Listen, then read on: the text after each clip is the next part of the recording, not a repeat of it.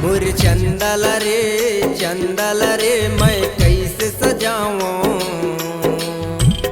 दिया नहीं लागे नहीं बाती ये रानी, दिया नहीं लागे नहीं बाती।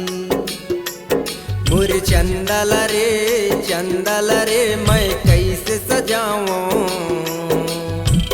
दिया नहीं लागे नहीं बाती ये रानी, दिया नहीं लागे नहीं बाती।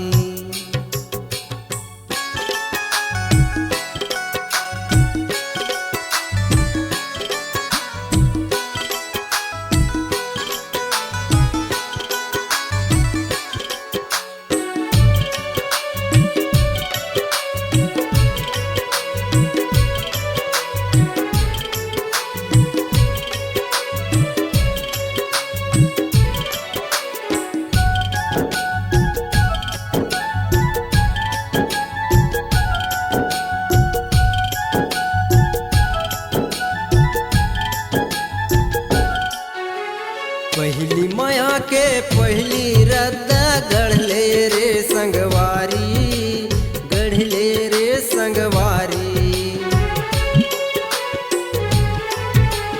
पहली माया के पहली रद्दा गढ़ले रे संगवारी, गढ़ले रे संगवारी।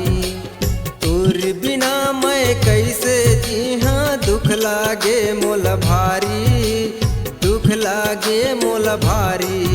और चंदल रे मैं कैसे सजाऊं,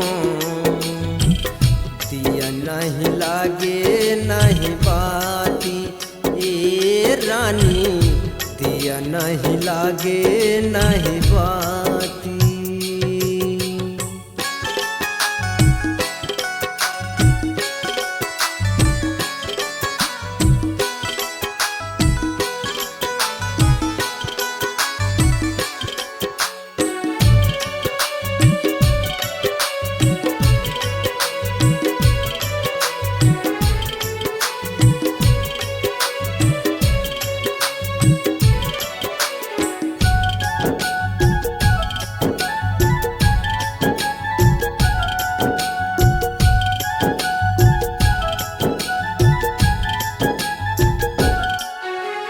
बन जाऊं तोर प्रीत की डोरी, बना लेना तोर चलना रे, बना लेना तोर चलना।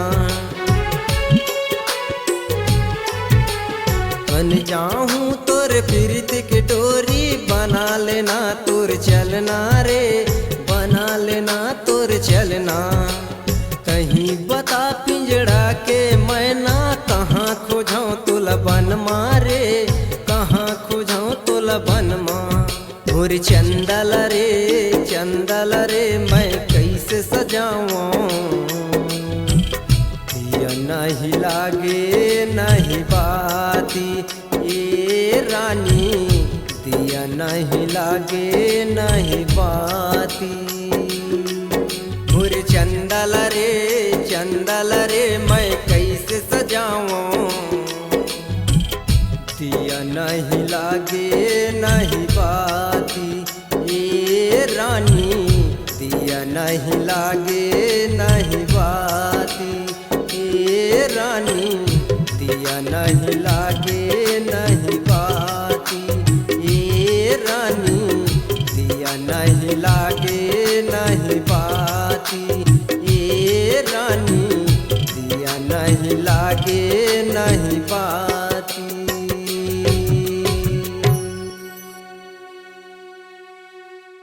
बनाइए अपनी एक खास पहचान, अपनी आवाज को दीजिए एक नया आयाम। तो याद रखिए एक ही नाम, उपासना स्टूडियो।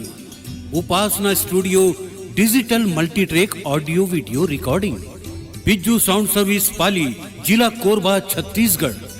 Mobile number 9340823283।